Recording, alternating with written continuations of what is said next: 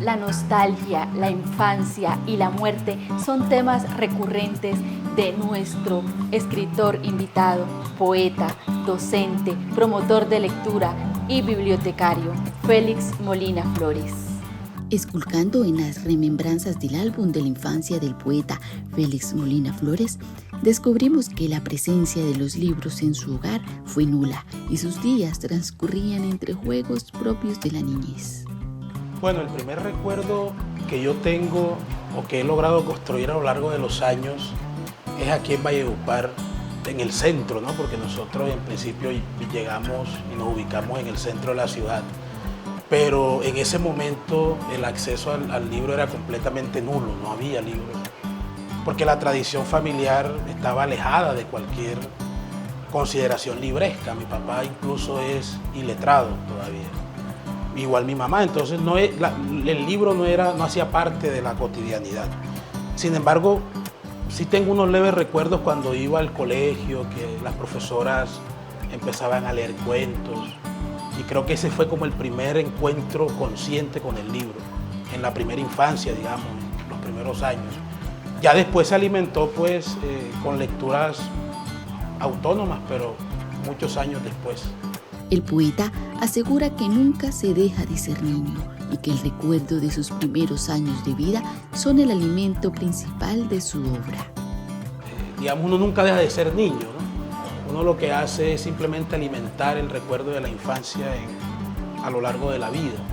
Entonces somos adultos que guardan un niño adentro, porque la infancia es la época más importante de la vida. En la infancia es que nosotros descubrimos el mundo y nos queda y tomamos un camino que descubrimos en la infancia. Entonces, pues evidentemente eso ha resonado considerablemente en mi obra poética. De la biblioteca, la Biblia y la oralidad de su madre labraron su camino literario. Mira, ahí tuvo, y por eso yo creo tanto en el papel del maestro en el aula. O sea, a mí me salvó un maestro en el aula porque las condiciones no eran para nada favorables por el mismo entorno en el que yo había crecido. Entonces el profesor en una clase cualquiera empezó a leer, empezó a hablar de la biblioteca y ahí fue donde yo fui por primera vez a la biblioteca pública de la Casa de la Cultura. Ahí conocí a Darío, ese gran promotor de lectura que todos queremos. Y ahí fue un encuentro y un deslumbramiento con la biblioteca. O sea, a mí me pasó que yo pasé de ver latas vacías, tornillos, porque mi papá reciclaba, a ver un estante lleno de libros. Entonces esa vaina fue completamente deslumbrante para mí. Empecé a llevarme los libros para la casa, empecé a leer libros, otro tipo de literatura, porque en la infancia, a pesar de que mi madre era prácticamente iletrada, ella me leía la Biblia permanentemente. Entonces yo era un lector de la tradición judía, hebrea. Yo me sabía los salmos, yo me sabía los cantares, porque mi mamá antes de acostarme me los leía. Entonces imagínate esa resonancia poética en un niño de 7, 8 años.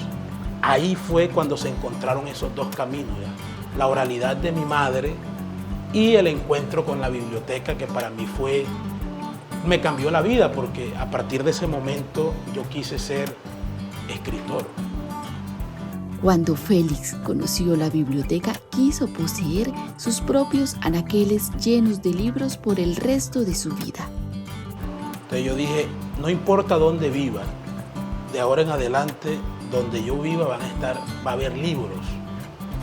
Y a partir de ahí empecé a comprar libros de segunda.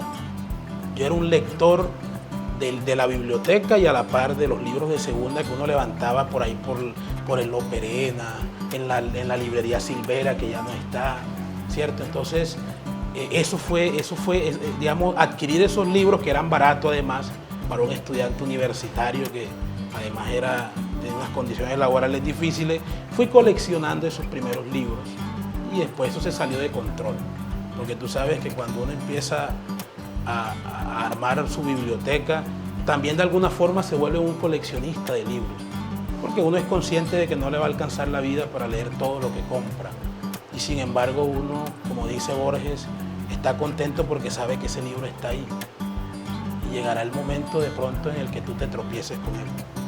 El escritor no ha parado de leer, pero se preguntarán, ¿por qué lee tanto? ¿Qué busca encontrar en los libros? ¿Para qué lo hace? Aquí nos cuenta. Si la literatura tuviera una función social, que a veces yo dudo un poco de eso, yo creo que la función de la literatura sería enseñarnos a conocer la historia de otra persona. Y eso de alguna forma, o los sentimientos de otra persona, porque un poeta de pronto no te cuenta una historia, como lo hace un cuentista, pero a través de sus versos tú puedes encontrar lo que hay en su alma. Entonces eso te permite a ti cierta empatía, o sea, tú lees y tú dices, no, pobre Raskolnikov. O sea, el tipo se volvió un asesino porque las circunstancias así no lo justifican, porque por supuesto no se puede justificar el crimen, pero lo entiendes. Entonces la literatura creo que hace eso, nos ayuda a entendernos.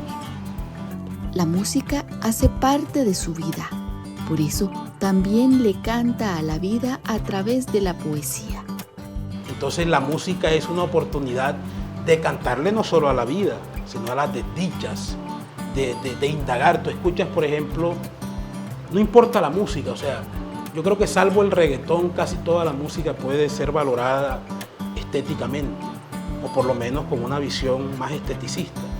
Son canciones que hablan del dolor, de la herida, del amor, de la felicidad, de la muerte, los mismos temas de la literatura, los mismos temas de la pintura, los mismos temas. O sea, entonces la música es un mecanismo de expresión de esos temas que siempre nos están, digamos, sobreviniendo, y a veces me refugio en la guitarra para cantarle a esas desdichas. Soy muy mal cantante.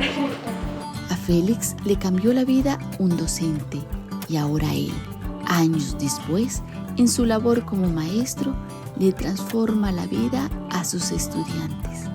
Cuando tú eres maestro de aula, cuando te enfrentas a 45, 50 estudiantes en condiciones difíciles, climáticas, en condiciones de vida, de nutrición, de cognición, tú te metes ahí en esa aula, ¿qué haces? O sea, yo trato de hacer lo que hizo el profesor conmigo, tocar a alguien. Y entonces, y yo sé, porque no porque tengo la certeza desde la conjetura, sino porque me lo han dicho. Hay varios estudiantes que me dijeron, profe, yo estudio literatura por usted. Una vez un estudiante me dijo, profe, yo estaba en Derecho y me pasé a Literatura en la Nacional. O sea, cumplió el sueño que yo no pude cumplir, porque mi sueño era estudiar literatura allá.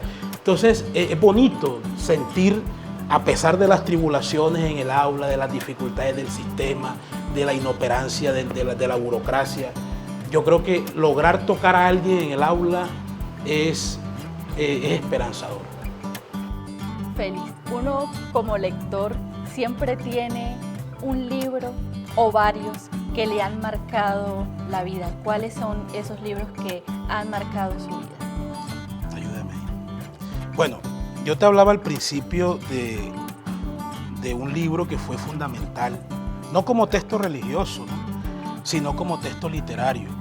Mi madre me leía salmos, y a pesar de que tenía un idioma así un poquito alterado por el desconocimiento de las normas, la sintaxis, narraciones y poemas, Cortázar significa para mí un escritor fundamental, el que conocí en los talleres, y escuchar su voz recitando algunos fragmentos me parece muy valioso, además de que es muy bello.